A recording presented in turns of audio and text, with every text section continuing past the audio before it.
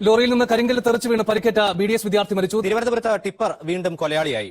ഇങ്ങനെയൊരു തലക്കെട്ട് അടുത്ത ദിവസങ്ങളിൽ കൊച്ചിയിൽ നിന്ന് പ്രതീക്ഷിക്കാം. ഇത് കാക്കനാട് നിന്നുള്ള കാഴ്ച.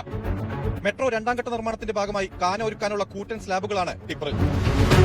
ആകാശവാണിക്ക് മുന്നിലെ യാർഡിൽ നിന്ന് 3 അടി ഉയരവും അത്ര തന്നെ വീതിയുമുള്ള നിർമ്മിതികൾ ക്രെയിനുകളുടെ സഹായത്തോടെയാണ് ടിപ്പറിൽ അട്ടിയിട്ട് നിറയ്ക്കുന്നത്. ആദ്യ നിര തന്നെ ഡ്രൈവർ ക്യാബിന് ഒപ്പമുണ്ട്. അതിനു മുകളിലേക്ക് വീണ്ടും 6 സ്ലാബുകൾ കൂടി. ഒരു കയറിന്റെ കെട്ട് പോലുമില്ലാതെ കൂറ്റൻ കട്ടകളുമായി ലോറി റോഡിലേക്ക്. ആടിക്കുലുങ്ങിയുള്ള പോക്കിനിടയിൽ എന്തും സംഭവിക്കാവുന്ന സ്ഥിതി.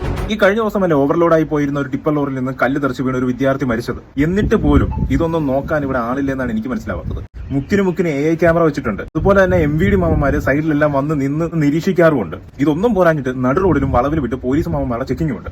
എന്നിട്ടൊന്നും ഈ നിയമലംഘനം ആരും തന്നെ കണ്ടില്ലേ. പോന്ന വഴിക്ക് ആ വണ്ടി ഒന്ന് സഡൻ ബ്രേക്ക് പിടിച്ച് അതിന്റെ മണ്ടയിൽ നിന്ന് ഒരു സ്ലാബ് തെന്നി വീണ ആർക്കെങ്കിലും എന്തെങ്കിലുമൊക്കെ പറ്റിക്കഴിഞ്ഞതിന് ശേഷം നടപടി എടുക്കാനായിട്ടിരിക്കുകയാണോ? എന്തായാലും ഇത് ഗുരുതരമായിട്ടുള്ളൊരു നിയമലംഘനമാണ്. നടപടി എടുക്കുമെന്ന് വിചാരിക്കുന്നു. പിന്നെ ഇതിന്റെ പേരിൽ